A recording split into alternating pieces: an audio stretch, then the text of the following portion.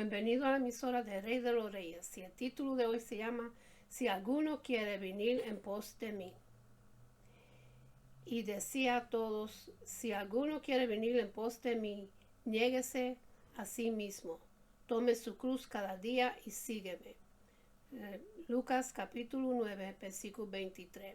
A fin de comprender esta solemne declaración de nuestro Señor, hay que decidir un punto de capital importancia, y es en qué consiste la verdadera idea de tomar la cruz y negarse uno a sí mismo.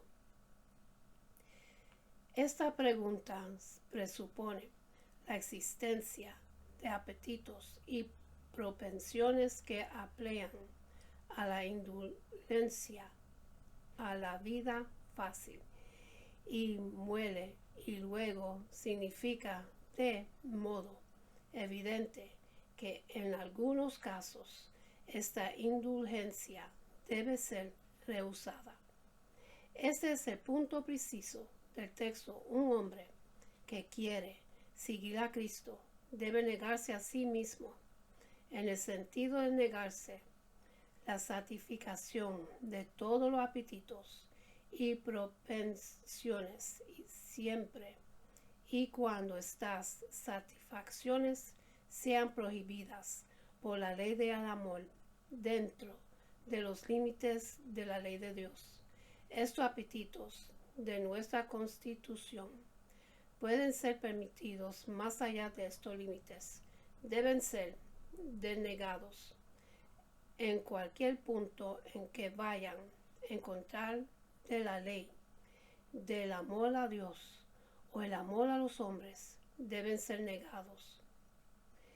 Lo que pide, por tanto, la ley del reino de Cristo es que consultes y obedezcas la voluntad de Cristo en todo este asunto de la indulgencia para con uno mismo, que no obedezcas a los deseos o apetitos, que nunca satisfagas tu amor a la procreación, nunca busques forma alguna de disfrutar personal en desobediencia de Cristo.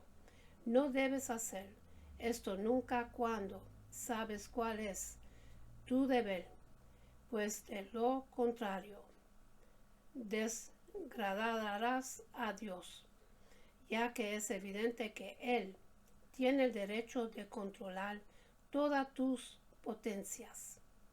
Bajo este principio, tienes que hacer todo tu deber hacia tu prójimo, sea así sus cuerpos o a sus almas, negando todos los deseos y tendencias mundanas que podrían entrar en conflicto con tu deber, haciendo que Jesucristo, mismo tu modelo, y que su expresa voluntad sea tu regla perpetua de conducta.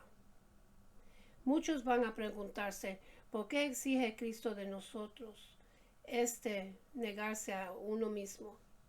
Es porque Dios quiere ver que nos mortifiquemos, porque tiene placer en que crucifiquemos nuestra sensibilidad al goce que Él mismo nos ha dado.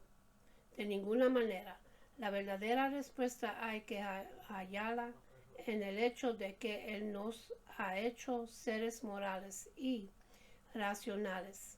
Nuestras facultades racionales están plenadas para controlar nuestras actividades voluntarias y nuestra naturaleza moral para hacernos responsables del control de nosotros mismos que Dios requiere.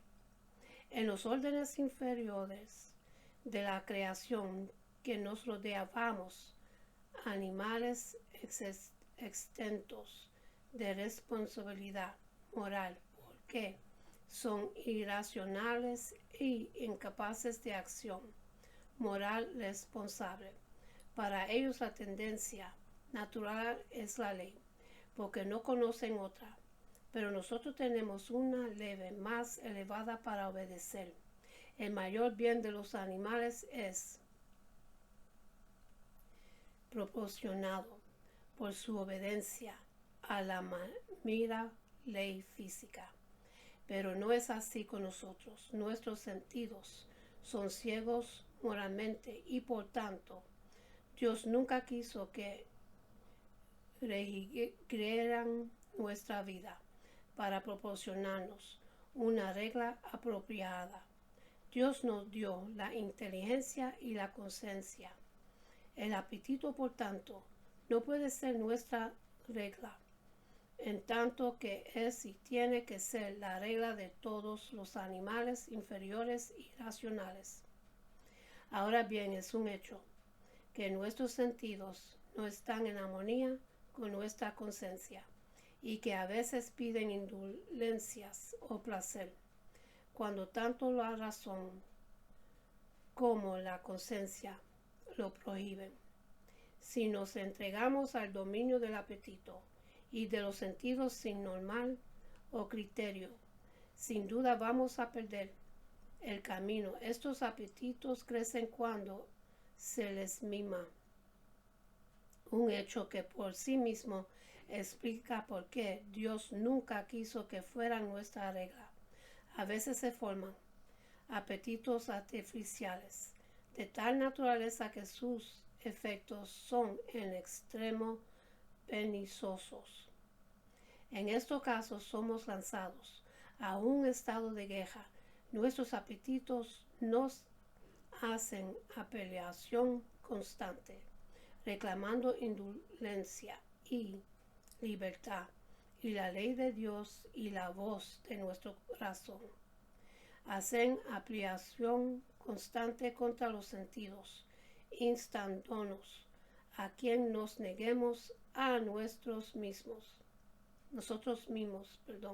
y hallemos nuestro bien supremo en la obediencia a Dios. Dios y la razón requieren que nos abstengamos y resistemos las peticiones del apetito de modo serio y firme. Notemos aquí que Dios no requiere esta resistencia, sin al mismo tiempo prometernos ayuda en el conflicto. Es notable la forma en que la resuelta oposición a los apetitos en el nombre de Cristo, bajo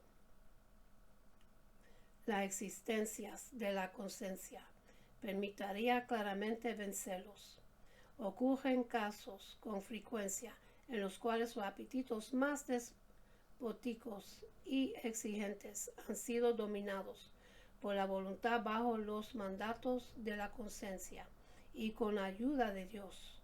Al instante hacen subyugados y la conciencia queda en paz y sosiego.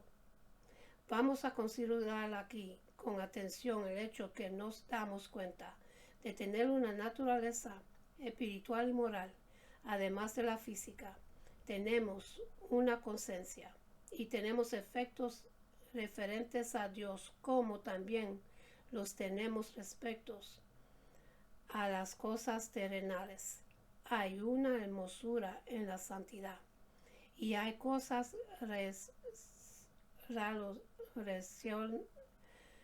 relacionadas con nuestros gustos espirituales, como los hay a los físicos. Bajo el propio cuidado y esfuerzo, nuestra naturaleza física es desarrollada hacia los objetos terrenos. Somos seres sociales en nuestras relaciones terrenales y no menos en nuestra naturaleza espiritual.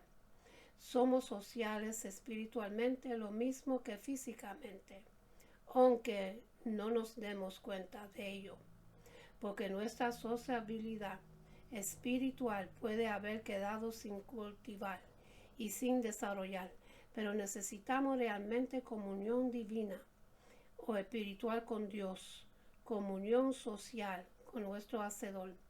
Antes de la generación, nuestra capacidad moral era un yelmo un desierto. Todos los hombres tienen conciencia y pueden que se den cuenta de ello, pero no tienen afecto espiritual hacia Dios. Y por ello suponen que la religión es algo muy seco. No pueden ver cómo pueden gozar de la presencia de Dios y de la oración. Están despiertos a la comunión y amistad terrenales, pero muertos a la comunión y amistad con Dios.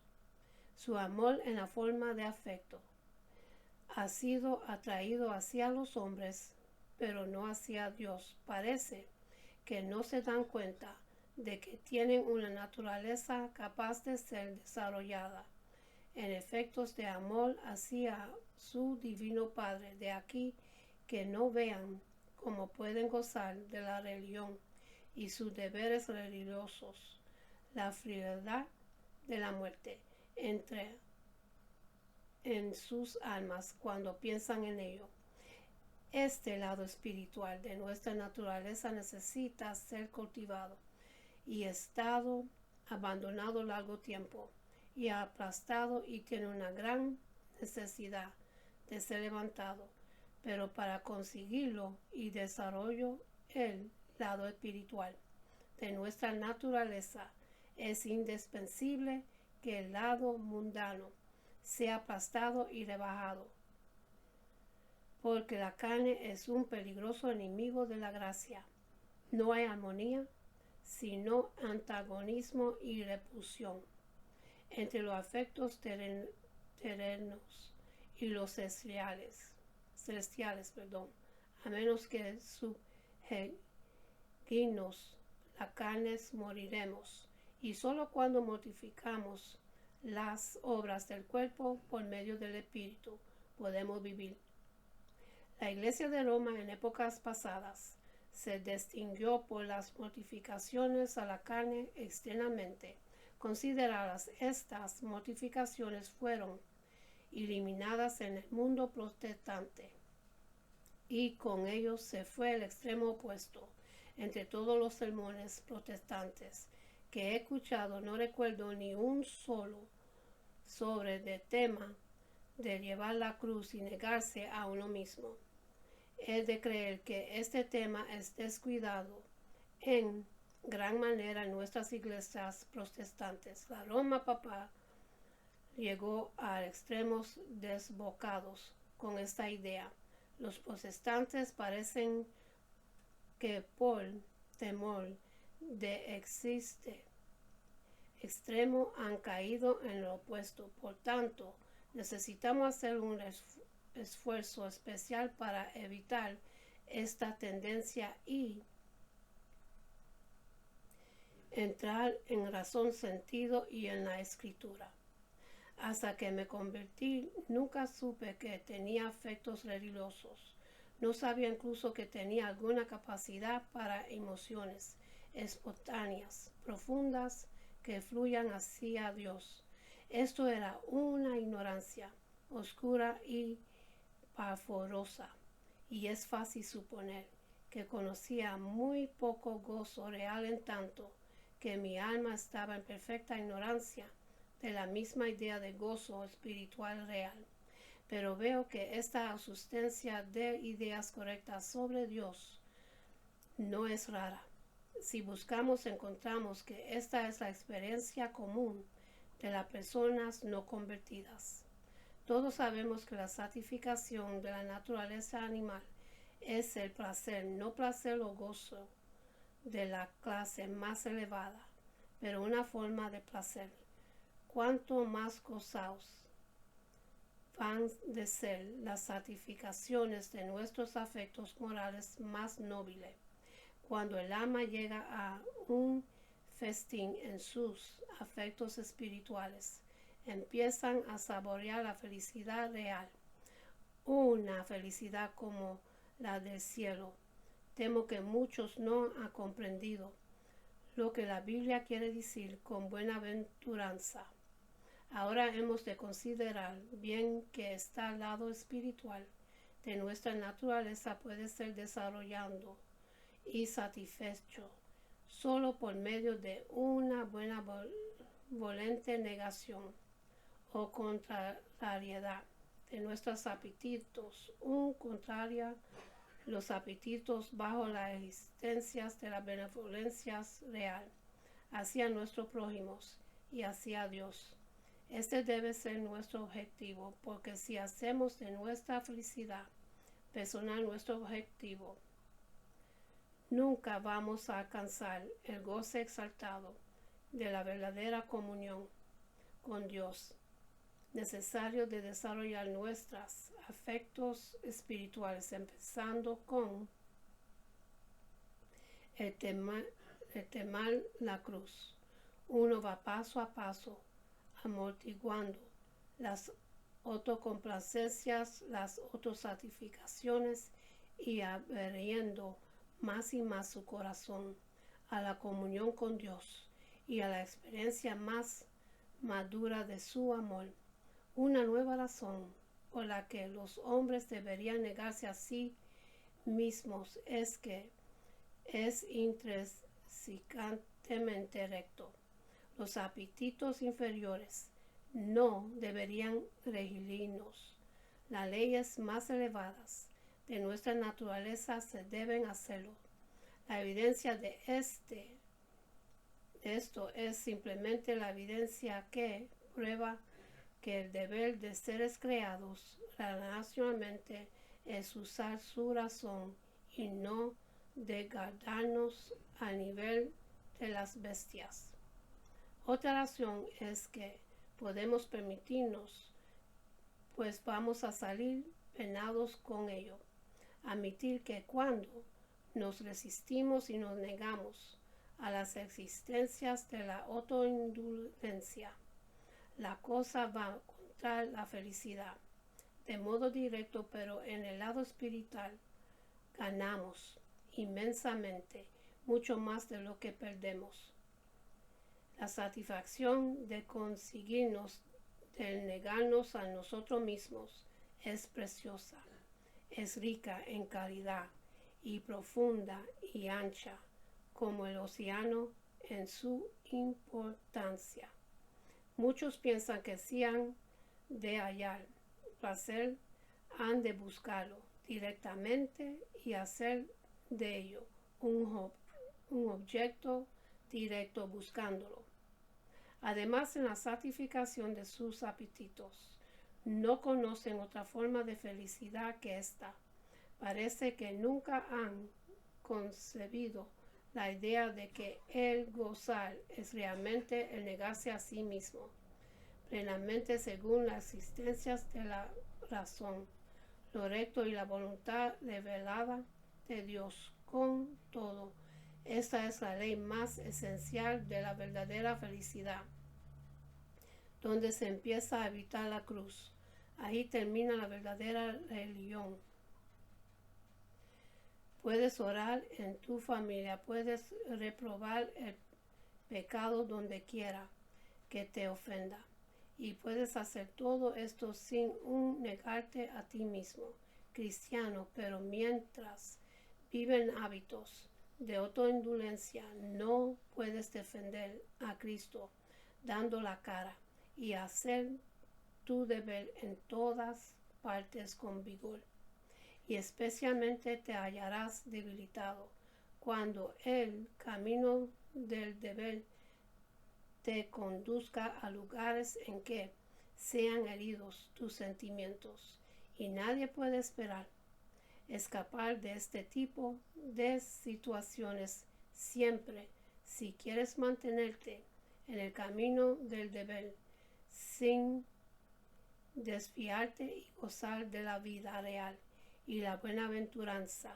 Has de decirte a negarte a ti mismo cuando Dios y la razón te lo pida, y plenamente hasta donde te sea demandado. De este modo ganarías más de lo que vas a perder. Si estás resuelto y decidido, tu camino sería fácil y gozoso. Ocurre a veces que la corriente total de los sentimientos de un cristiano es hacia la autoindulgencia, de modo que si se le permite que se guíe por su sentimiento, sin dudar terminaría en un náufrago del alma. Dios, por tu parte, te encerrará en la fe simple. Entonces, si sigue la guía del Señor, triunfaría. Y de repente su alma sería como los cajos de Abinadab. Se encuentra en mi mente ahora el caso de un hombre que vivió una vez aquí.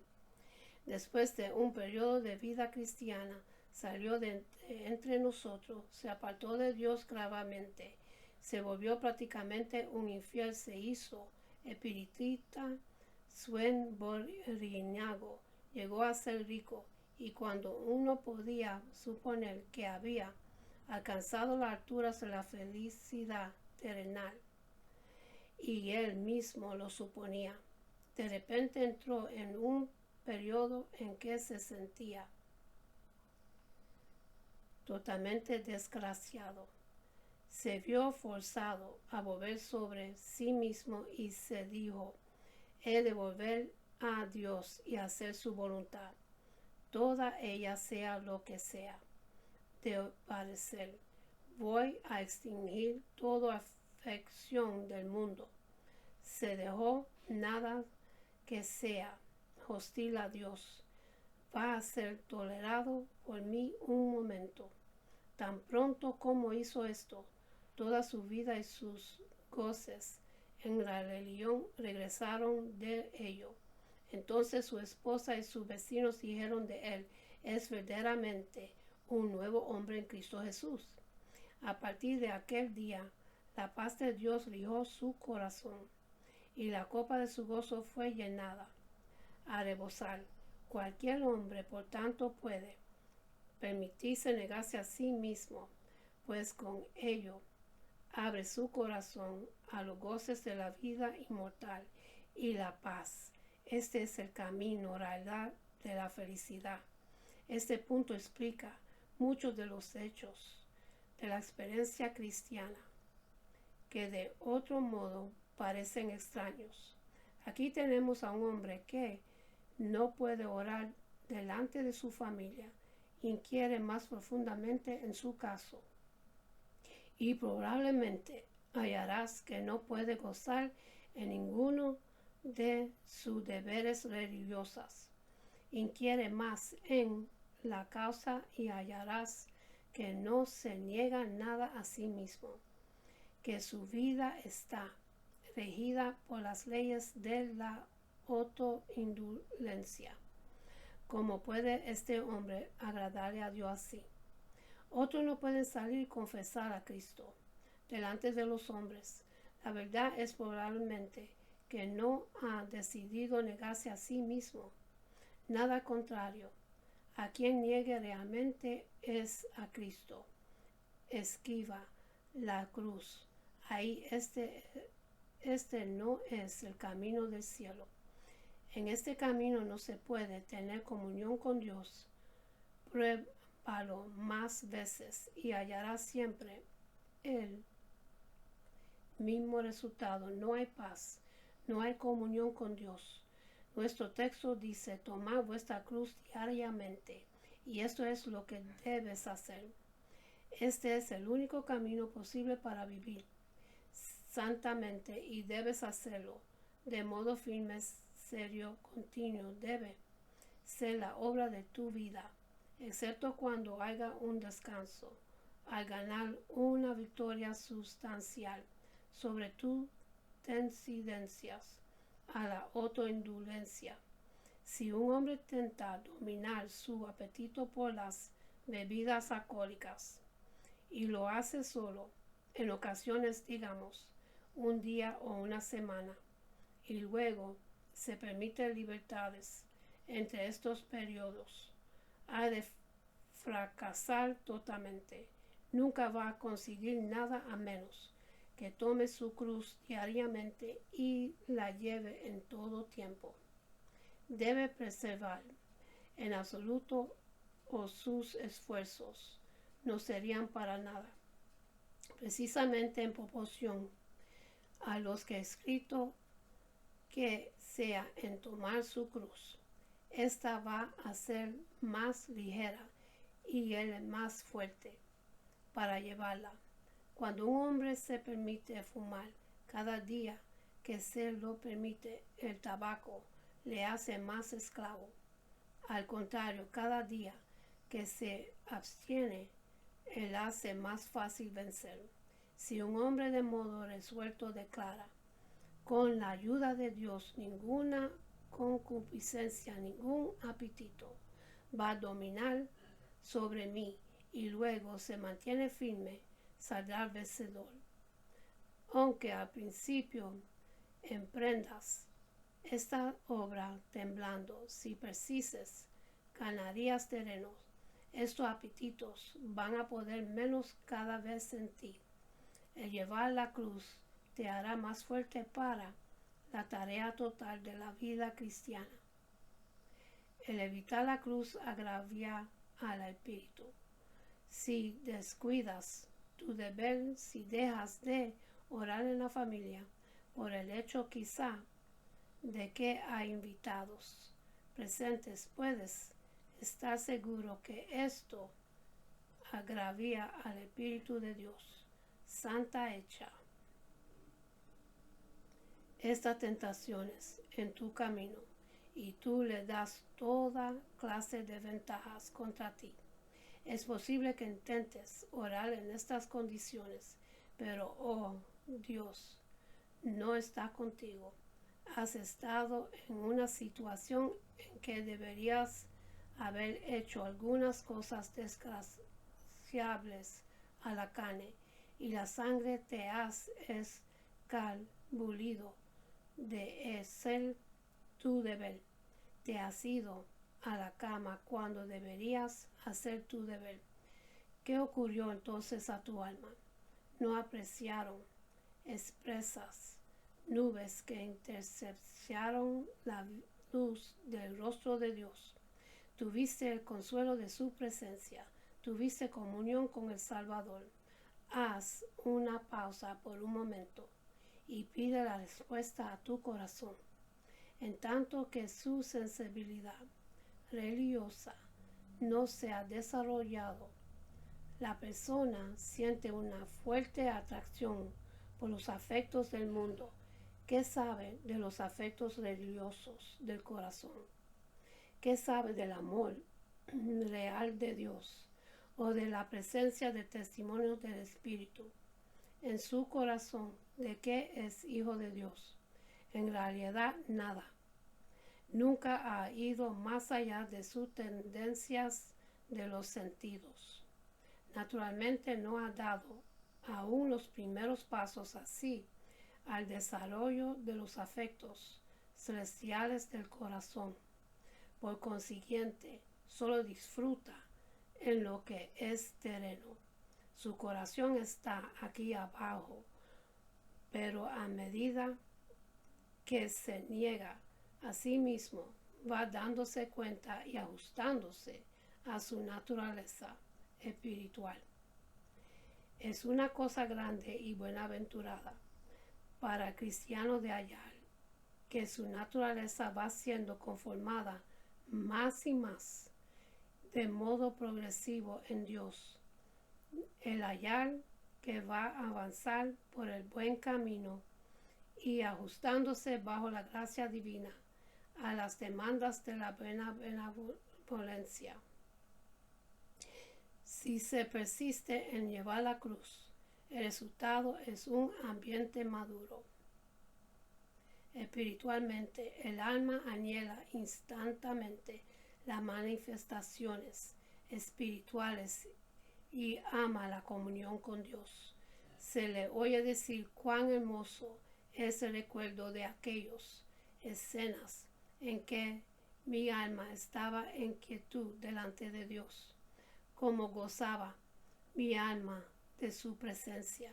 Ahora me doy cuenta de un vacío doloroso en mí, a menos que Dios esté conmigo. Cuando los hombres se dedican a buscar el placer como un objeto, sin duda van a fracasar en conseguirlo.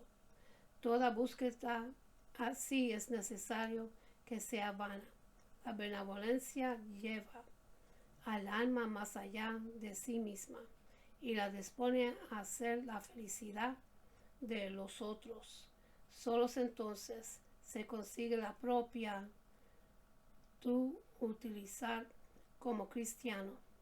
Dependería de que lleves tu cruz y de tu firmeza en este curso de la vida, porque tu conocimiento de las cosas espirituales, tu vitalidad espiritual, tu comunión con Dios y en una palabra, tu ayuda del Espíritu Santo dependería de la felicidad con que te niegues a ti mismo. Si has conocido una vez la bienaventuranza de la vida espiritual y si tu corazón ha sido mezclado a la imagen de lo que es real, no puedes volver a las olas del Egipto. Ya no hay posibilidad de que goces de las cosas terrenales como porción de tu alma. Esto ya está establecido. Abandona al instante y para siempre todo pensamiento de hallar tus goces en los regalos egoístas y mundanos. A los jóvenes quiero decir, vuestras sensibilidades son vivas y se inclinan a las cosas mundanas.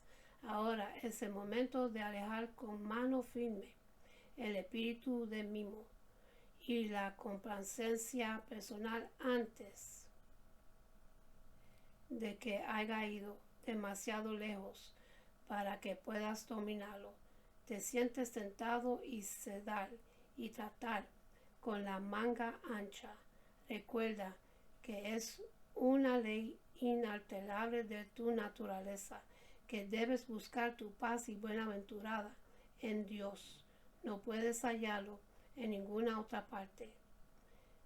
Has de tener a Jesús por amigo o ser de amigos, para siempre. Tu misma naturaleza exige que busques a Dios como tu Dios, como Rey de tu vida, la porción de tu alma para la felicidad.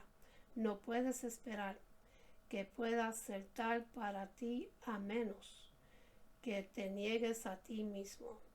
Tomes tu cruz diariamente y siga a Jesús. Y con esto termino, mis hermanos, y para los que quieren recibir a Jesucristo en su corazón, repiten conmigo la oración de salvación. Y empieza así. Padre Celestial, en nombre de Jesús, yo me arrepiento de todos mis pecados y abro mi corazón para que Jesús venga dentro de mí. Jesús, tú eres mi Señor y Salvador. Creo que moriste por mis pecados y se levantó de los muertos. Lléname con tu Espíritu Santo. Gracias, Padre, por salvarme. En el nombre de Jesús. Amén. Y en cerrar voy a hacer una oración de bendición que Jehová de los ejércitos, el Padre Celestial de nosotros, le dio esta promesa para cada uno de nosotros. Se lo entregó a Aarón y a Moisés para el pueblo de Dios y se consigue en el libro de Números, capítulo 6, los versículos 24 hasta 26, dice así: Jehová te bendiga y te guarde. Jehová haga resplandecer su rostro sobre ti y tenga de ti misericordia. Jehová hace sobre ti su rostro y tenga en ti paz. Con esto lo dejo, mis hermanos, que Dios me los bendiga y me los guarde. Que tengan una buena noche y un buen amanecer. Y acuérdense a darle gracias a Dios por otro día más de vida. Y hasta la próxima. Amén.